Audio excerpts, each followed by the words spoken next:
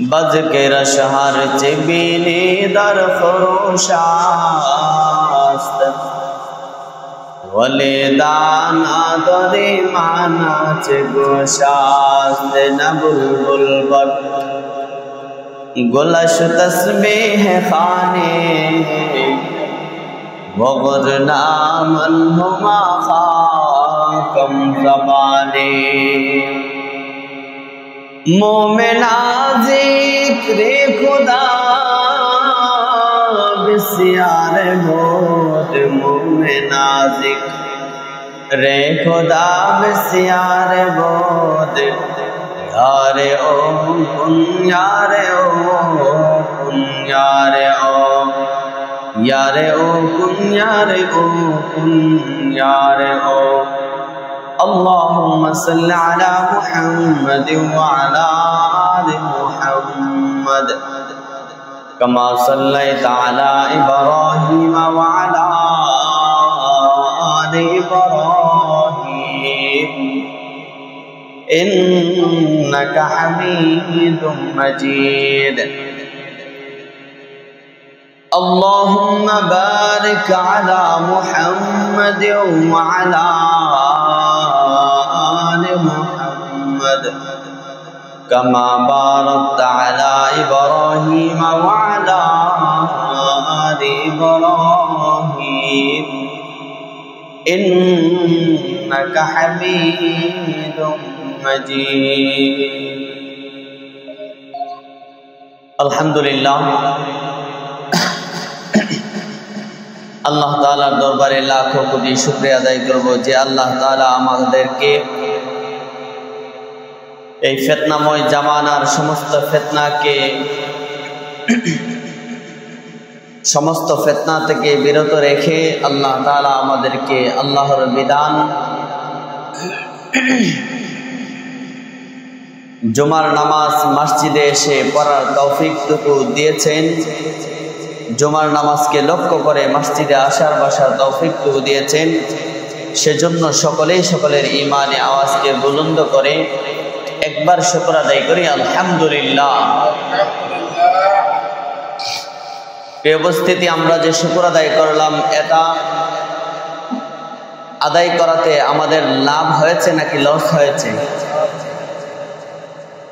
শুধু লাভ নয়, যে লাভের কোনো সীমা নেই সেই পরিমাণ লাভ হয়েছে।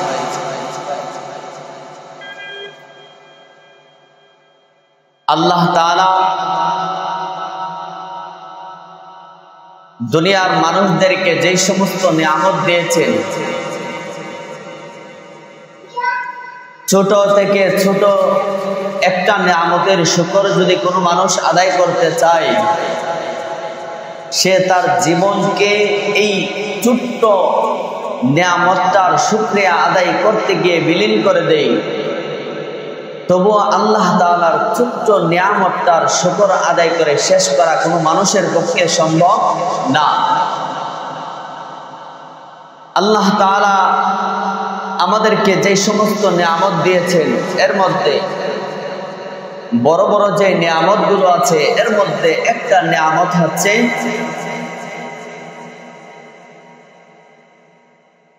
আল্লাহ তাআলা আমাদের শ্বাস নিঃশ্বাসগুলো ঢোকাইতেছেন, বের করতেছেন।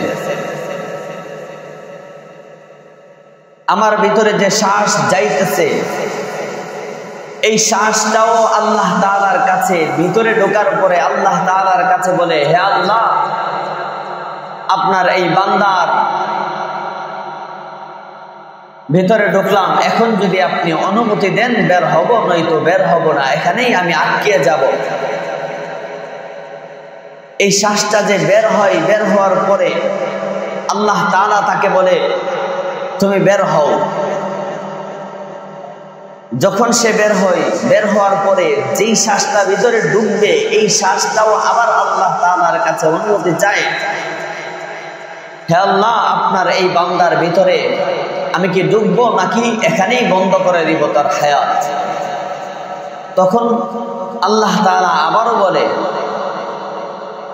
তুমি তার ভিতরে ঢুকো। বোঝা যায় আমার প্রত্যেকটা সেকেন্ড আল্লাহ তাআলার ইশারা ইঙ্গিতের মাধ্যমে নড়াচড়া করে চলাফেরা করি, প্রত্যেকটা সেকেন্ড কাটে আল্লাহ তাআলার ইশারা ইঙ্গিতের মাধ্যমে। এই শ্বাসগুলো আল্লাহ তাআলার কাছে তখন বারবার বলতে থাকে, যখন বান্দাটি নামাজ পড়ে না, যখন বান্দাটি আল্লাহ তাআলার ইবাদত করতে চায় না, আল্লাহ তাআলার নাফরমানি করে, তখন আমার আপনার প্রত্যেকটা শ্বাস আল্লাহ তাআলার কাছে বলতে থাকে, আয় আল্লাহ, এই নাফরমানকে এখানেই শেষ করে দেব নাকি তাকে সুযোগ দেওয়া হবে? আল্লাহ তাআলা বলে, সুযোগ দাও। সে আজকে হয়তো ইবাদত করে নাই, কালকে হয়তো বুঝতে পারে, সে হয়তো ফজরের নামাজটা ঘুমে কাটিয়ে দিয়েছে, জোহরের নামাজের সময় হয়তো সে দুনো রাকাত দুনো ওয়াক্তের নামাজ একসাথে পড়ে নেবে, জোহরের ওয়াক্ত থেকে হয়তো সে বাকি জীবনটা নামাজ পড়ে কাটাবে। আল্লাহ তাআলা বারবার সুযোগ দিতেছেন, কিন্তু আমি নাফরমানি করে যাচ্ছি।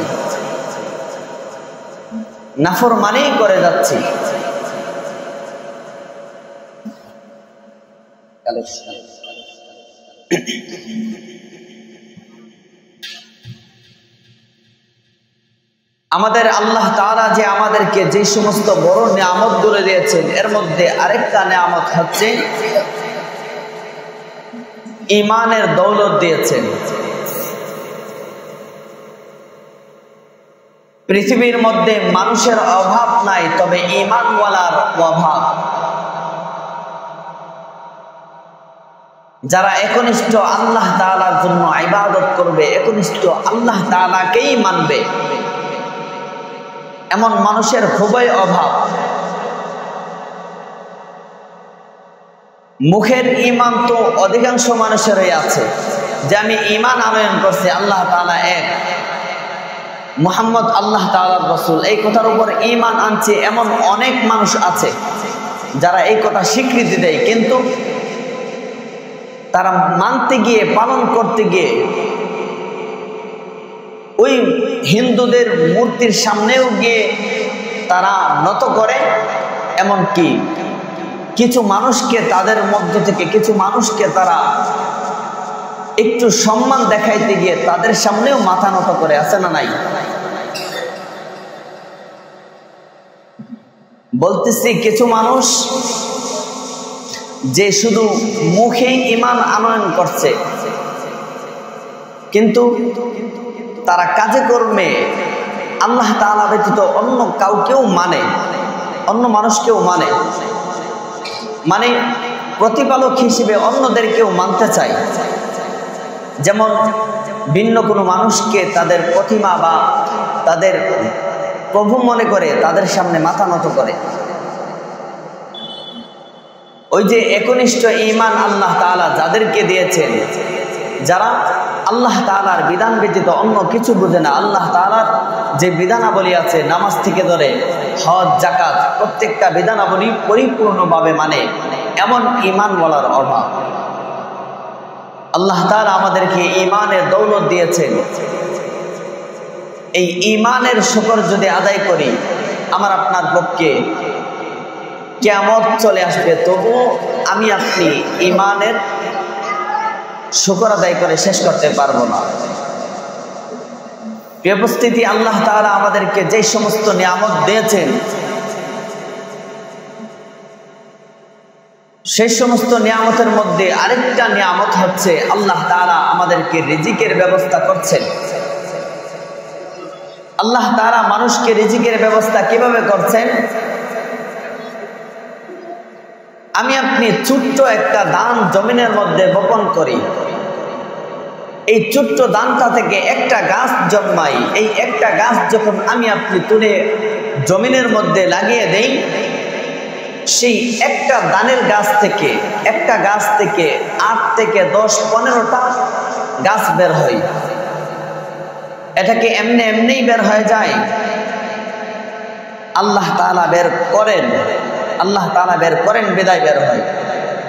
আমি আপনি ছোট্ট একটা বড়ই এর বিচি কোথাও ফেলে দেই, ওই বিচিটা থেকে দেখা যায় ছোট্ট করে একটা গাছ হয়, এই গাছটা ধীরে ধীরে এত পরিমাণে বড় হয় সেইটাকে ধাক্কা দিয়ে নড়ানো সম্ভব হয় না, এমনকি 2, 4, 5 জনেও ধাক্কা দিয়ে টান দিয়ে তোলা সম্ভব হয় না। এই গাছটা থেকে আল্লাহ তাআলা, একটা বিচি থেকে একটা গাছ হয়েছে, এই গাছটা থেকে আল্লাহ তাআলা শত শত হাজার হাজার এমন বড়ই দিতেছেন। আমি আপনি যে ছোট, সবচেয়ে বেশি ছোট যে বিচিটা দেখতে পাই, শাক দেখতে পাই, লাল শাক বা বিভিন্ন শাকের যে বিচিগুলা দেখতে পাই, এই বিচিটা বা সরিষার বিচিটা দেখাই যায় না, সরিষাটা দেখাই যায় না, একেবারে ছোট।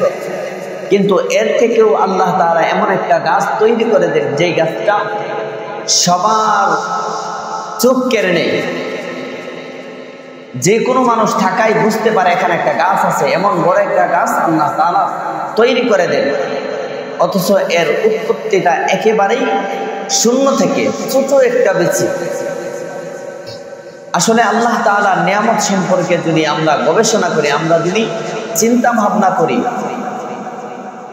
আমাদের গবেষণা শেষ হয়ে যাবে, আল্লাহ তাআলার নিয়ামত শেষ হবে না। এজন্য বেশি বেশি শুকর আদায় করতে হবে। আজকে আমরা না শুকর বান্দা হয়ে গেছে। আল্লাহ তাআলা আমাদের রিজিকের ব্যবস্থা করতেছেন, আল্লাহ তাআলা আমাদেরকে খাওয়াইতেছেন, পালতেছেন।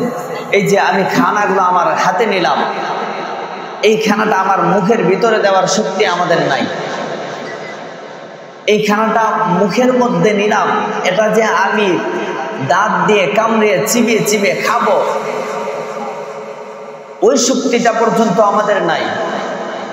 এমনকি আমাদের ভিতরে গেছে হজম করার মতো শক্তিটা আমাদের নাই। আল্লাহ তাআলা হজম করান, আল্লাহ তাআলা ওই শক্তিটা আমাদেরকে দেন, তাই আমরা ওই খাবারগুলা খাইতে পারি। এজন্য আমি সর্বস্তরের মা বোনদেরকে, সর্বস্তরের ভাই বাবাদেরকে বলবো, দুনিয়াতে আল্লাহ তাআলা আল্লাহর বিধানাবলী মানার জন্যই পাঠিয়েছেন, আল্লাহ তাআলার শুকর আদায় করার জন্যই পাঠিয়েছেন। আজকে আমি গাফেল থেকে গেলাম, আজকে আমি ইবাদত করলাম না, আজকে আমি আল্লাহ তাআলার শুকর আদায় করলাম না, এক ওয়াক্ত নামাজ পড়ে সপ্তাহে এক ওয়াক্ত পড়লাম, বা দিনে এক ওয়াক্ত নামাজ পড়ে সারাদিন নামাজ পড়লাম না, কেউ আমাকে বাধা দেবে না। কারণ আল্লাহ তাআলা দুনিয়াটাকে ইখতিয়ারের জায়গা করে দিয়েছেন, এখানে তোমার স্বাধীনতা আমি আল্লাহ দেয়া দিলাম। আল্লাহ তাআলা আমাদেরকে স্বাধীনতা দিয়েছেন। আল্লাহ তাআলা দুনিয়াতে ছেড়ে দিয়ে আমাদেরকে বলেছেন, এটা তোমাদের জন্য পরীক্ষার হল, আমি তোমাদেরকে স্বাধীনতা দিয়ে দিলাম। তবে তোমাদেরকে দুইটা পথ আমি বাতিয়ে দিলাম, একটা হচ্ছে জান্নাতের পথ, আরেকটা হচ্ছে জাহান্নামের পথ। জান্নাতের পথে চলতে হলে তোমাদেরকে এই কাজগুলা করতে হবে, আর যদি এই কাজগুলা না করো তাহলেই তোমরা জাহান্নামে চলে যাইবা। এবার তোমাদের ইখতিয়ার দিয়ে দিলাম।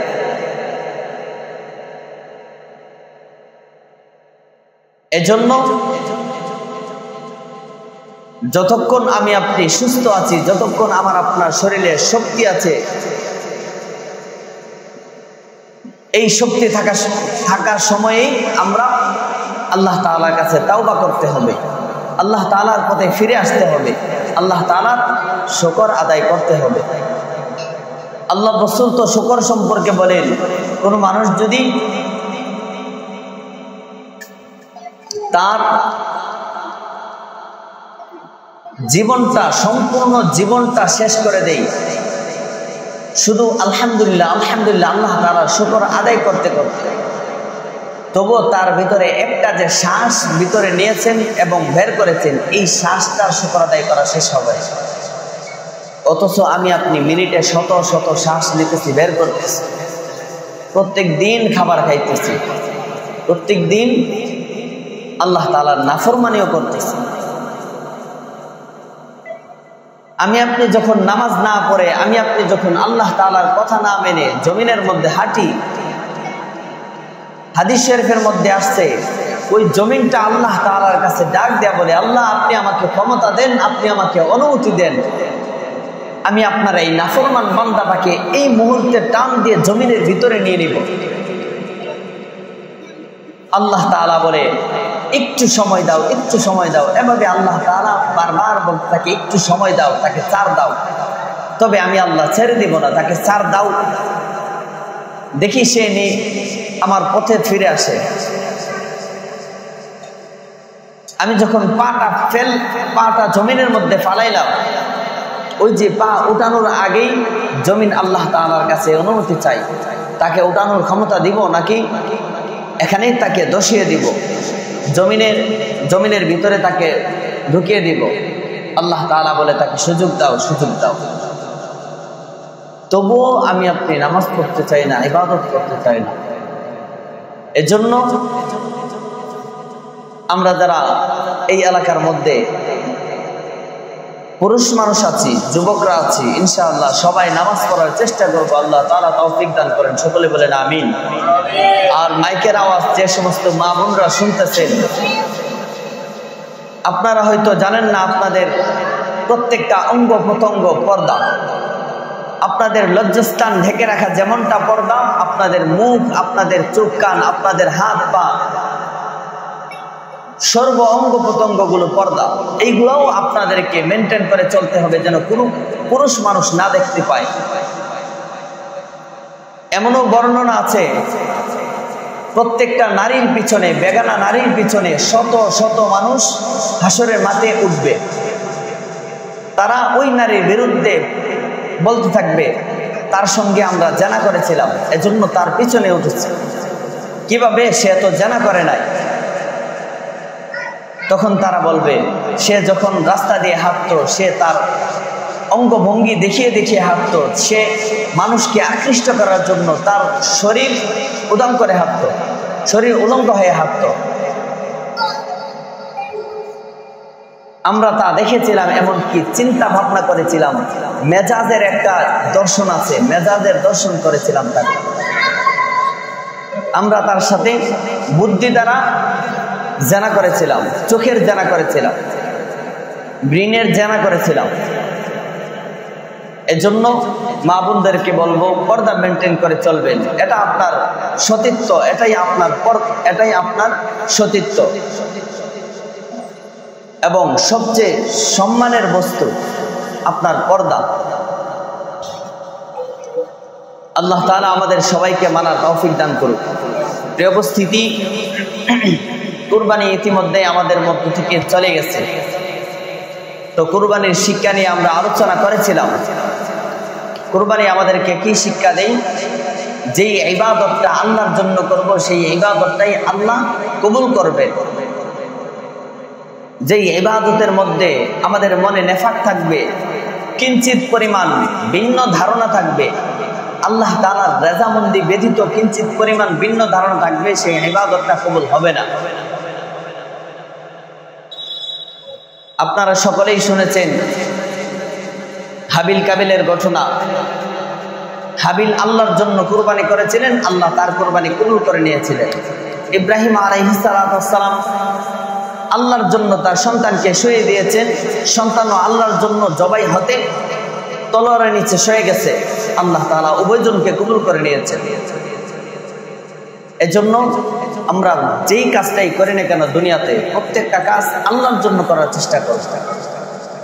এখন বলতে পারেন আমি পরিবারের জন্য খাবার আনতে যাইব বা ব্যবসা বাণিজ্য করতে যাইব, এটা কিভাবে আল্লাহর জন্য হয়? আপনি প্রত্যেকটা ইবাদত মানে 5 ওয়াক্তের নামাজ যদি পড়েন, নামাজ পড়ে ওই যে ব্যবসা বাণিজ্য করেন, ওই ব্যবসা বাণিজ্যটা পরিবারের জন্য যে আপনি আর্নিং করছেন, ওইটা আপনার ইবাদত বলে গণ্য হবে। যে আমার পরিবার এটা খাবে, খেয়ে তারা শক্তি যোগাবে, এই শক্তি দিয়ে তারা ইবাদত করবে। এমনটা যদি হয় তাহলে ওই কাজকর্মটাও আল্লাহর জন্য হয়ে যাবে। এই জন্য আমাদের প্রত্যেকটা কাজকর্ম আল্লাহর জন্য করতে হবে। আল্লাহর জন্য যদি করতে পারি তাহলেই আল্লাহ তাআলা আমাদের এই কাজগুলো, এই ইবাদতগুলো কবুল করবেন। এই প্রত্যেকটা কাজগুলো কবুল করে নেবেন এবং কি প্রত্যেকটা কাজের বিনিময়ে সওয়াব দান করবে।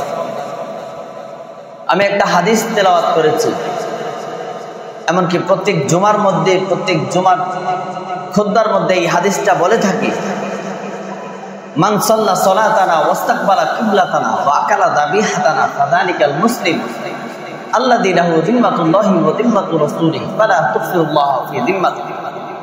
আল্লাহর রাসূল বলেন, মান সাল্লা সালাতানা, যে ব্যক্তি আমাদের মতো নামাজ পড়লো। আল্লাহর রাসূল বলেন, যেই ব্যক্তি আমাদের মতো নামাজ পড়লো, রাসূল যেইভাবে নামাজ পড়েছেন সেইভাবে নামাজ পড়লো, ওয়াস্তাকবালা কিবলাতানা, এবং আমাদের কিবলাকে কিবলা মনে করলো। আমাদের কিবলা কি? মক্কা শরীফের দিকে আমাদের কিবলা। রাসূল মক্কা শরীফের দিকে ফিরে নামাজ পড়তেন। তো রাসূল বলেন, যেই ব্যক্তি আমাদের কিবলাকে কিবলা মনে করলো, আমাদের মতো নামাজ পড়লো, আমাদের কিবলাকে কিবলা মনে করলো, মান সাল্লা সালাতানা ওয়াস্তাকবালা কিবলাতানা ওয়া আকালা যাবিহাতানা, যে ব্যক্তি আমাদের জবাইকৃত পশু খাইল, ফাযালিকাল মুসলিম, তোমরা সাক্ষ্য দাও তারা মুসলমান। রাসূল বলেছেন, যারা আমাদের মতো নামাজ পড়লো, আমাদের কিবলাকে কিবলা মনে করলো এবং আমাদের জবাই করা পশু, মানে আমরা যে আল্লাহর রাস্তায় জবাই করি, পশু জবাই করি, এই পশুগুলা যারা খাইলো তাদেরকে তোমরা মুসলমান হিসেবে স্বীকৃতি দাও। ফাযালিকাল মুসলিম আল্লাযী লাহু যিম্মাতুল্লাহি ওয়া যিম্মাতু রাসূলিহি। আল্লাহর রাসূল বলেন, আল্লাযী লাহু যিম্মাতুল্লাহি ওয়া যিম্মাতু রাসূলিহি, তাদের জন্য আল্লাহ এবং তার রাসূল জিম্মা হয়ে যায়। কিসের জিম্মা হয়ে যায়? জান্নাতের জিম্মা হয়ে যায়। আল্লাহ তাআলা এবং আল্লাহর রাসূল জান্নাতের জিম্মা হয়ে যায়। আল্লাহ তাআলা যদি আমাদের জিম্মা হয়ে যান, আল্লাহর রাসূল যদি আমাদের জিম্মা হয়ে যায়, তাহলে আমাদেরকে কেউ ঠেকাইতে পারবে? কেউ ঠেকাইতে পারবে না। কারণ আল্লাহ তাআলা আমাদেরকে বানাইছেন ওই জান্নাতের জন্য, জান্নাতের অধিবাসী, জান্নাতের অধিকারী হয়ে যাওয়ার জন্য। এখন আল্লাহ তাআলা যদি আমাদের জিম্মা হয়ে যান, তাহলে আমার সাথে লাগে কে? আমার সাথে লাগে কে? আল্লাহ তাআলাই তো আমাকে জান্নাতে পৌঁছে দিবে। এবং কি এমনকি আল্লাহর রাসূল বলেন, ফালা তুফসিরুল্লাহ ফি যিম্মাতিহি, তোমরা সেই জিম্মিটাকে নষ্ট করে দিও না। আল্লাহ তাআলা যে, আল্লাহর রাসূল এবং আল্লাহ তাআলা যে তোমাদের জিম্মা নিচ্ছেন জান্নাতে পৌঁছে দেওয়ার, এই জিম্মাটাকে নষ্ট করে দিও না। নষ্ট কিভাবে হয়? ওই কিবলা পরিবর্তন করলে, নামাজ থেকে বিরত থাকলে। আল্লাহর রাসূল তো বলেছেন, যারা আমাদের মতো নামাজ পড়ে, ওই নামাজ থেকে বিরত থাকলে, যারা আমাদের মতো আমাদের কিবলাকে কিবলা মনে করে, আল্লাহ তাআলার জিম্মা থেকে আমরা বের হয়ে যাব তখনই যখন আমরা নামাজ ছেড়ে দিব, যখন আমরা কিবলাকে, আল্লাহ তাআলা রাসূলের যে কিবলা ছিল সেই কিবলাকে পরিবর্তন করে ভিন্ন কোনো জায়গাকে কিবলা মনে করব। ভিন্ন কোনো জায়গাকে মানুষ কিবলা মনে করে না? এমনও মানুষ আছে তাদের কিবলা মনে করে মাজারকে, তাদের কিবলা মনে করে এক বাবাকে, বিভিন্ন বাবাকে। এমনও আছে, হয়তো আপনাদের এলাকায় নেই, তবে এমনটা আছে।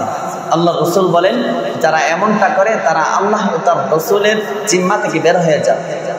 আর আল্লাহ ও তার রাসূলের জিম্মা থেকে যারা বের হয়ে যায় তাদের স্থান জাহান্নাম ছাড়া উপায় নাই। এজন্য আমাদেরকে ইবাদত করে করে সময় কাটাতে হবে।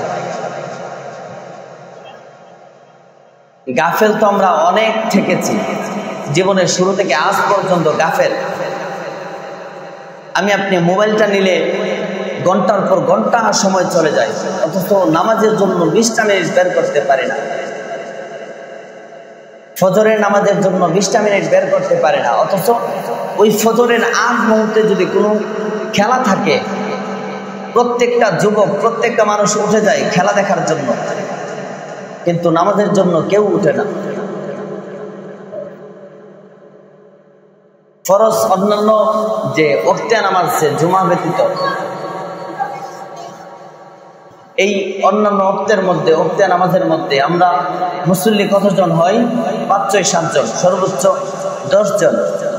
অথচ এই এলাকার মধ্যে ওয়াজিব একটা বিষয়, যেই ওয়াজিব আল্লাহর রাস্তায় কুরবানি করা ওয়াজিব, কুরবানির পশু আসছে নিম্নে 30 থেকে 40-50টা। আসলে মানুষ সরাসরি যেই জিনিসটা দেখতে পায় ওইটাকে বেশি বিশ্বাস করে। আল্লাহ তাআলা নামাজ না পড়লে আল্লাহ তাআলা আযাব দিবেন, এটা সবাই জানে, কিন্তু বিশ্বাস নাই। ওই যে ডাক্তারে বলছে তুমি যদি এই বুড়িটা না খাও মারা যাইবা, সে সব কিছু ফেলে হলেও বুড়িটা খাইব। আমাদের বিশ্বাস কই গেছে? আল্লাহ তাআলার কথার উপর আমাদের বিশ্বাস নাই, রসুলের কথার উপর আমাদের বিশ্বাস কমে গেছে, ডাক্তারের কথার উপর আমাদের বিশ্বাস আছে।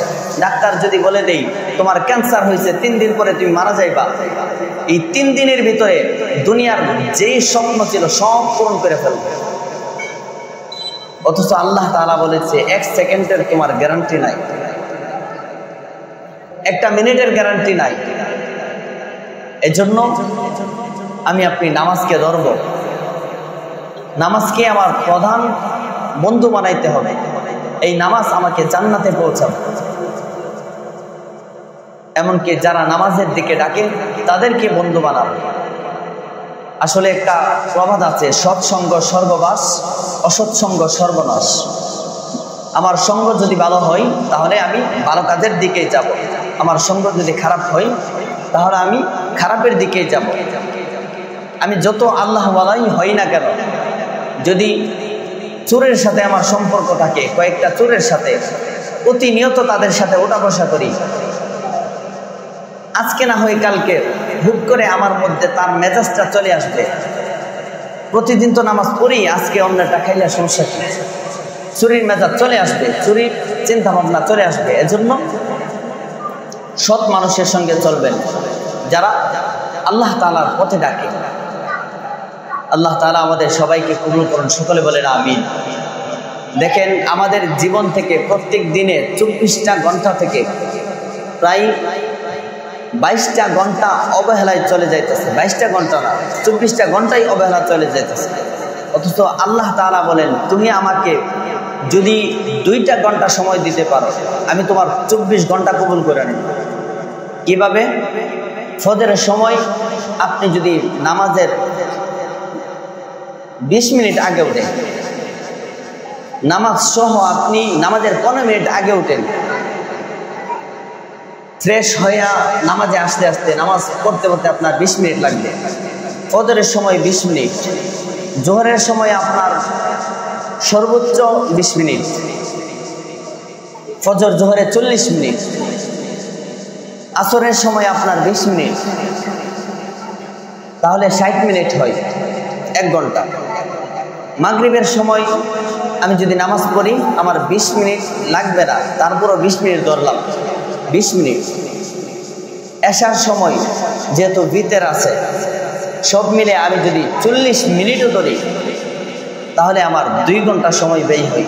সারাদিনের ফরজ আল্লাহ তাআলার বিধানটা পালন করতে 2 ঘন্টা সময় ব্যয় করলে আল্লাহ তাআলা আমাদের 24 ঘন্টায় কবুল করে নেবেন। অথচ এই 2 ঘন্টা আমরা ব্যয় করতে চাই না। যদি দুনিয়ার কোনো লোভ লালসা থাকে সেখানে আমাদের সময় কাটে, সেখানে ঘন্টার পর ঘন্টা চলে যায়।